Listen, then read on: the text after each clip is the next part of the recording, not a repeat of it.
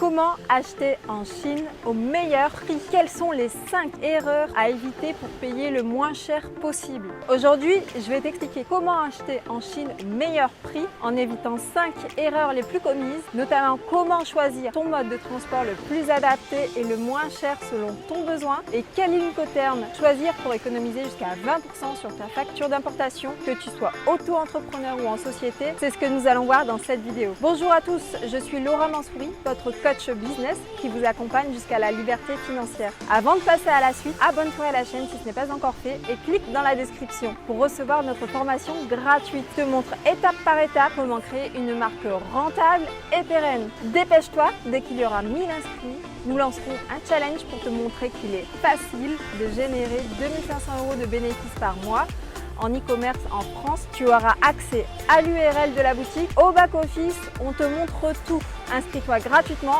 et on se retrouve tout de suite pour la suite de la vidéo. Précédemment, dans nos vidéos de formation gratuite pour créer ta marque de A à Z, tu as vu donc comment trouver ton produit, ta niche, ta thématique. Ensuite, tu as pu voir comment trouver un fournisseur. Aujourd'hui, je vais t'apprendre comment acheter en Chine en évitant des erreurs monumentales. Erreur numéro 1, dire oui au devis trop vite. Grosse erreur. Donc, faut savoir que les Chinois sont très durs en affaires et que aussi, avec les Chinois, tout se négocie. C'est-à-dire qu'il faut négocier ton produit, il faut négocier ton logo imposé sur les produits, il faut négocier ton packaging, il faut vraiment tout négocier de A à Z et même le transport, il faut tout négocier. Donc là, dire oui trop vite au fournisseur sans négocier son devis, c'est une grosse erreur parce que tu peux tout négocier et faire baisser ton prix de ta commande et gagner énormément d'argent et faire des grosses économies pour avoir la meilleure marge possible. Le but, c'est de ne pas te laisser avoir à l'usure par ton fournisseur. Erreur numéro 2, choisir un moyen de transport non adapté. Attention, l'astuce ici, c'est de choisir le bon moyen de transport pour optimiser au mieux le coût de ta commande finale. Donc, je vais t'expliquer comment ça se passe. Donc, en premier, tu as l'avion en express. Donc, l'avion en express, c'est ce qui sera le plus cher. Donc là, il faut compter à peu près 3 à 7 jours. Ensuite, tu as l'avion en mode standard. Donc ici, ça sera légèrement moins cher et tu vas compter à peu près 10 à 15 jours. Ensuite, un moyen de transport encore moins cher.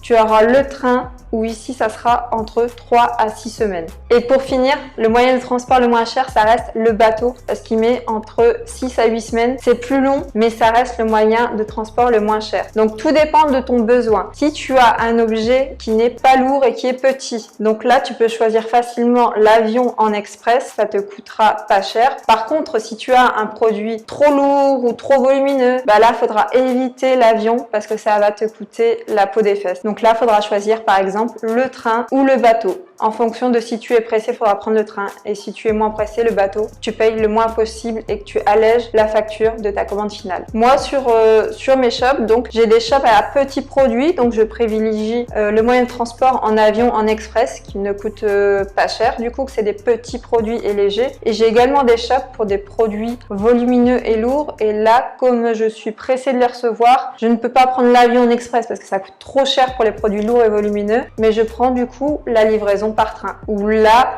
j'arrive à avoir une livraison entre 4 et 6 semaines et ça me coûte le moins cher possible. Erreur numéro 3, ne pas suivre ta commande. Voilà, une fois que tu as passé ta commande, tu as passé la grosse commande, tu as validé ton échantillon, tu as payé ton fournisseur. Le fournisseur va mettre ta commande en production, il va réaliser les logos, les packaging, les logos à poser sur les produits et sur le packaging également. Et là, ça serait une erreur du coup de ne pas suivre ta commande parce que tu peux justement demander des photos, des vidéos pour savoir si tu es sur la même longueur d'onde que lui pour éviter justement d'avoir une surprise à l'arrivée chez toi de ta commande. Tu peux utiliser Asia Inspector si par exemple tu as une grosse commande, vraiment une très grosse commande, mais si tu as une commande petite ou moyenne, moi je te conseille de faire comme moi, c'est-à-dire de payer directement sur Alibaba en prenant l'assurance. Comme ça, quand tu reçois ta marchandise, si tu as le moindre souci, la moindre surprise, une quantité moindre que prévu, une qualité moindre que prévu, tu peux réaliser un litige sur Alibaba et te faire rembourser d'une partie ou bien avoir un dédommagement à l'amiable avec ton fournisseur. Erreur numéro 4, payer en dollars. Quelle erreur! Si tu payes en dollars, tu vas te retrouver avec des frais de change et payer plus cher du coup ton coût de ta commande. Quand tu démarres, tu n'as pas forcément de compte en dollars. Du coup, Alibaba te propose de payer directement par virement bancaire en euros sur son compte qui se situe en Allemagne. Du coup, tu peux payer en TT directement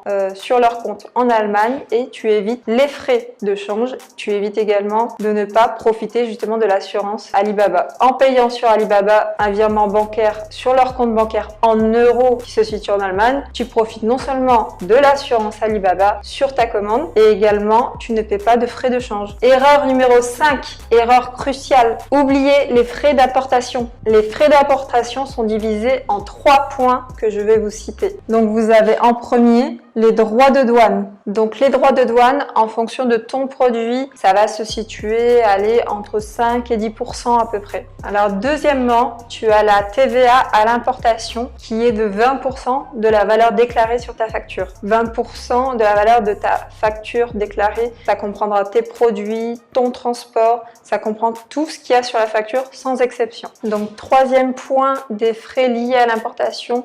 Donc tu as des frais qui sont négligeables, qui sont peu chers, c'est les frais de dossier que va te facturer ton transporteur qui est en moyenne de 20 euros. Donc ça va. Donc je vais te donner les astuces tout de suite. Alors si tu es auto-entrepreneur, tu dois payer les droits de douane qui se situent entre 5 et 10%, la TVA à l'importation qui est de 20% de la valeur déclarée sur la facture et les frais de dossier qui sont en moyenne de 20 euros. L'astuce est en fait de payer en Incoterms DDP. Donc payer en DDP, ça veut dire que c'est le vendeur qui s'occupe de payer les droits de douane, la TVA à l'importation et les frais de dossier. Mais de ce fait, le vendeur te fera payer 10% supplémentaire sur ta facture pour que lui puisse régler ses frais. Donc au lieu de payer entre 5 et 10% des droits de douane, 20% de la valeur déclarée et 20 euros pour les frais de dossier, tu ne paieras plus que 10% en moyenne au lieu de 30%. Donc tu feras 30 moins 10, 20% d'économie. Donc c'est vraiment non négligeable. Donc 20% d'économie. Alors si tu es en société,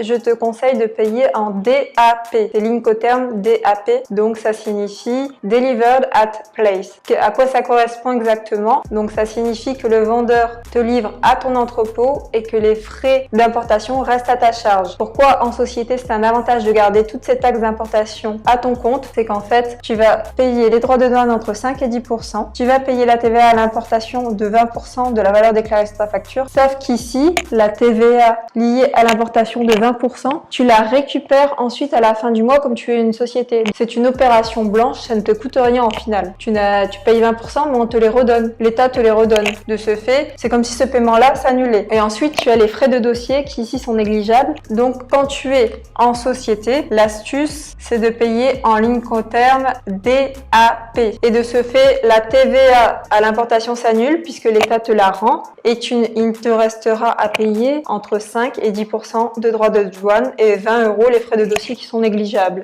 Donc il te restera entre 5 et 10%. Donc il te restera moins de 10% au lieu de 30%. Donc ce qui fait également ici une économie de 20% en moyenne grâce au paiement en DAP.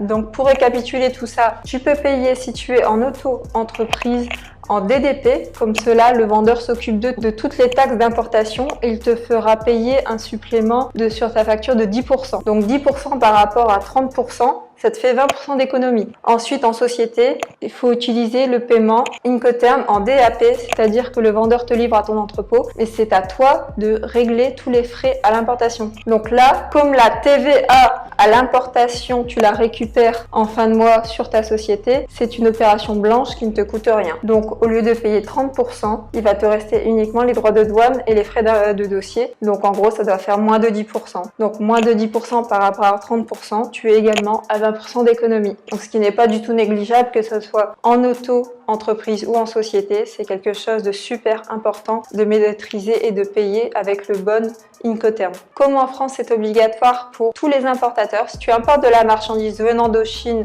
ou d'un autre pays, tu dois disposer d'un numéro d'immatriculation EORI, c'est-à-dire que c'est un numéro d'importateur. Il faut savoir que tu peux faire la demande dans un lien de la douane sur Internet, sur Google. C'est gratuit, c'est rapide et au moins ça peut éviter des tracas parce que nous, quand on a démarré, on ne savait pas qu'il fallait forcément un numéro EORI. On ne connaissait pas toutes les démarches administratives et on s'est retrouvé avec un colis bloqué en douane. Du coup, ils attendaient que nous, on se déclarait en ligne pour demander notre numéro d'importateur, notre numéro EORI. Et une fois qu'on l'a reçu, on a pu débloquer notre marchandise. Donc toi, si tu commandes de la marchandise à l'étranger, n'oublie pas de remplir ton formulaire en ligne pour demander ton numéro d'importation. Donc je te mets le lien en description ci-dessous pour obtenir ton numéro d'importateur. Alors si tu as aimé cette vidéo, n'hésite pas à t'abonner à la chaîne ci-dessous, à laisser un petit pouce bleu. Si tu as des questions, n'hésite pas, laisse des commentaires en dessous. Tu peux également nous poser des questions sur notre groupe Facebook et si tu te lançais. Et si tu veux aller plus loin et tuer le game, je te conseille de réserver ton coaching avec Aurélien ou moi en réservant directement ton coaching dans le lien dans la description ci-dessous. Tu disposes de 20 minutes de coaching offert et cette offre elle est valable pour tous nos premiers abonnés. Rendez-vous dans la prochaine vidéo où tu découvriras la fiscalité dans l'e-commerce. À bientôt, ciao ciao. Et toi, et si tu te lançais ?